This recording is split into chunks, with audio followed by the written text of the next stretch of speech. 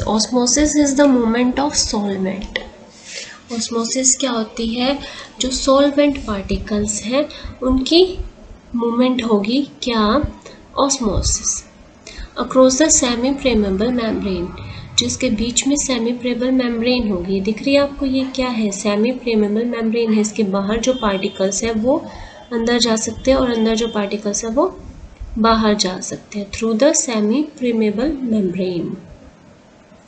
Diffusion is the movement of particles from an area of higher concentration to the lower concentration। जहाँ पर high होगी concentration वहाँ से lower concentration की तरफ जो movement होती है particles की, that is called diffusion। The overall effect is to equalize concentration throughout the medium। medium में equal करने के लिए concentration को diffusion होती है।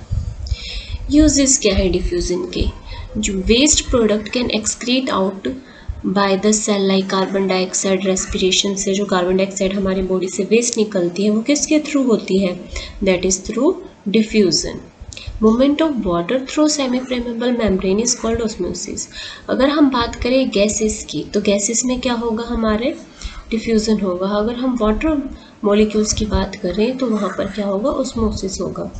यूज़ क्या होते हैं ऑस्मोसिस के? Transportation of water, transportation of dissolve substances, transportation of nutritious substance, transportation या excretion of waste product. Example like unicellular fresh water organisms जितने भी होते हैं या मोस्टली हमारे जो प्लांट होते हैं वो वाटर जो एब्जॉर्व करते हैं रूट से, वो किसकी हेल्प से करते हैं? ऑस्मोसिस की हेल्प से।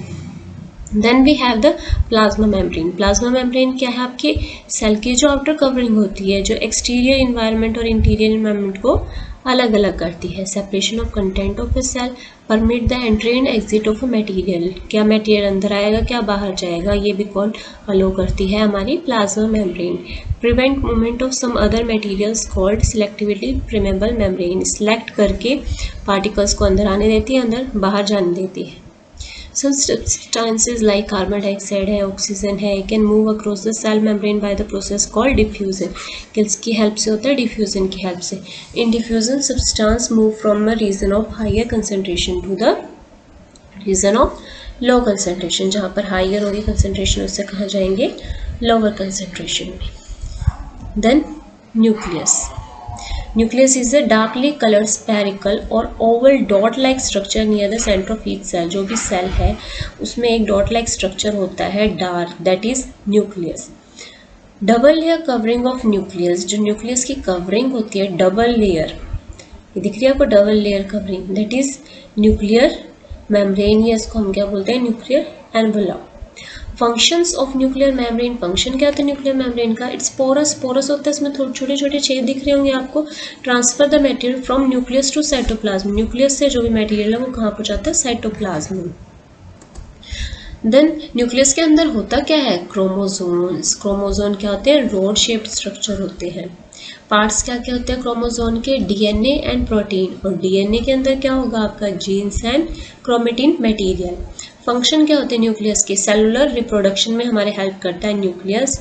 Types of nucleus. Organisms with poorly defined nuclear membrane. जो न्यूक्लियस की मेम्ब्रेन अच्छे से डिफाइंड नहीं होगी दे आर प्रोकैरियोट्स, और जिसकी अच्छे से डिफाइंड होगी दे आर कॉल्ड यूकैरियोट्स।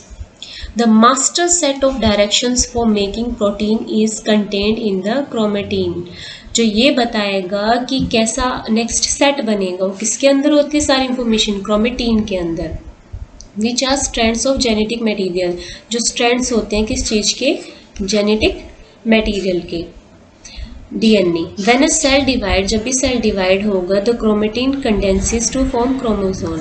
जो क्रोमेटिन है वो किस में चेंज हो जाएगा? हमारे क्रोमोसोम की फॉर्म में चेंज हो जाएगा। Within the nucleus is the prominent organelle called the nucleolus. Nucleus के अंदर क्या है? न्यूक्लियोलस है। Which make ribosome. जो राइबोसोम्स बनाता है। राइबोसोम्स क्या होती है? Ribosomes are the site where the cell produces protein. जहाँ पर सेल प्रोटीन बनाता है according to the direction of the DNA. Direction कौन देता है? डीएनए। बनाएगा कौन? Ribosome. Unlike other organelles, ribosome are not bounded by a membrane। सबकी membrane bounded बोलते हैं ना, सबकी membrane होती है, लेकिन जो राइबोसोम है उसकी कोई membrane नहीं होती। देन साइटोप्लाज्म, ये दिख रहा है आपको, दैट इज न्यूक्लियस, न्यूक्लियस की पोरस मेम्ब्रेन दिख रही है, दैट इज न्यूक्लियर मेम्ब्रेन, और ये बाहर जो आपको ब्लू कलर का स्ट्रक्चर दिख रहा है that is cytoplasm.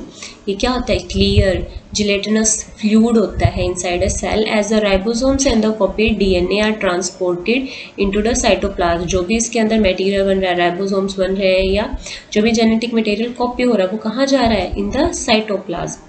They pass through the nuclear envelope through pores in the nuclear envelope।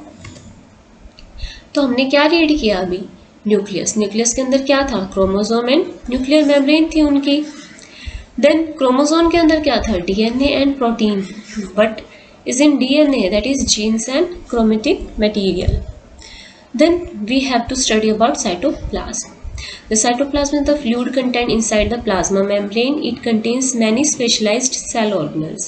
काफ़ी specialized cell organelles होते हैं cytoplasm के अंदर। जितने भी organelles हैं, हमने एक पढ़ा न्यूक्लियस के बारे में, बाकी जितने present हैं they are present in cytoplasm। तो हम सेल ऑर्गेनल्स के बारे में पढ़ेंगे। Large and complex cells of multicellular organism need a lot of chemical activities to support their complicated structure and function. उनका जो भी स्ट्रक्चर है, कॉम्प्लिकेटेड फंक्शंस जो भी वो करते हैं, जो भी केमिकल एक्टिविटीज होती हैं वो कहाँ होती है, with the help of cell organelles.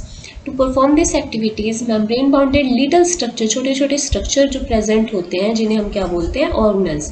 This is the feature of eukaryotic cell. यही किसका फीचर है, हमारा यूकैरियोटिक सेल का, क्योंकि प्रोकैरियोटिक सेल के अंदर ये सेल मेम्ब्रेन्स या सेल ऑर्गेनल्स नहीं होते।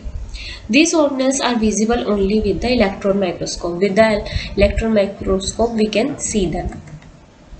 Then the endoplasmic reticulum, that is called ER, is the site of cellular chemical reaction. जितनी भी chemical reaction होगी उनकी site है, ये उनकी place है। The ER is arranged in a series of highly folded membrane। जैसे भी membrane आपको दिख रही है, ये folded membrane है, इस तरह से सेट होती है। कहाँ सस्पेंडेड होती है, साइटोप्लाज्म के अंदर। The folding allows for a large amount of folded ER to fit in a small space. छोटे से स्पेस में भी बहुत ज़्यादा ER फिट हो सकता है। ये कौन हेल्प करती है इसे, ये फोल्डिंग हेल्प करती है। Then the ribosomes in the cytoplasm are attached to the surface of endoplasmic reticulum। जो न्यूक्लियस में राइबोसोम बना वो कहाँ जाके अटैच हो रहा है, on the surface of ER, जिसकी वजह से ER को दो के अंदर डिवाइड कर दिया गया। One is RER, rough endoplasmic reticulum, and one is smooth. एक दिख रहे आपको, रफ हो गया, किसकी वजह से, the presence of ribosomes, where they carry out the function of protein synthesis. जहाँ पर राइबोसोम्स क्या करते हैं, प्रोटीन सिंथेसाइज करते हैं। The ribosomes only job is to make protein. Ribosome के अकेला काम क्या है, प्रोटीन को बनाना।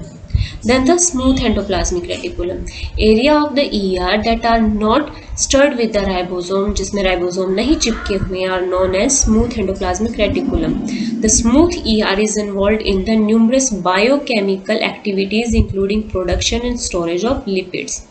जो भी प्रोडक्शन होगी लिपिड्स की या स्टोरेज होगी वो कहाँ होगी, हमारे स्मूथ ER के अंदर। Then the Golgi apparatus is the flattened sac of tubular membranes that modify protein, जो क्या करती हैं, प्रोटीन को मॉडिफाई करती हैं। ये दिख रही है ना आपको, it is tube like structure जो फोल्डेड होते हैं। The Golgi apparatus sorts protein into packages। देखो बनाने का काम किसने किया, राइबोसोम के ऊपर, कहाँ था वो, एंडोप्लाज्मिक रेटिकुलम के ऊपर। उसके बाद पैकिंग का काम कौन करेगा, Golgi apparatus, and PACS them into membrane bounded structure called vessels. Vessel के अंदर, जो वेसल्स है ना इसकी, इनके अंदर ये काम होगा। To be send to the appropriate destination, और जहाँ भी उन्हें पहुँचना होगा, जहाँ उनकी ज़रूरत होगी, ये वहाँ पर पहुँचा देगा। मीन्स पैक करने का भी काम ये कर रहा है और पहुँचाने का भी काम ये कर रहा है। Then the vacuoles and storage. Cells have membrane bounded compartment called vacuoles. Cell के अंदर एक और मेम्ब्रेन बाउंडेड ऑर्गेनल होता है, कंपार्टमेंट होती है, एक जगह होती है, that is called vacuole for temporary storage of material. जहाँ पर पार्टिकल्स जो भी मटेरियल है वो स्टोर होगा, लेकिन टेम्परेरी स्टोर होगा, कुछ टाइम के बाद वो सेल से निकल जाएगा। Vacuole is a sac surrounded by membrane। Vacuoles often store, क्या स्टोर करते हैं, food, enzymes and other materials needed by a cell. Some vacuoles store waste.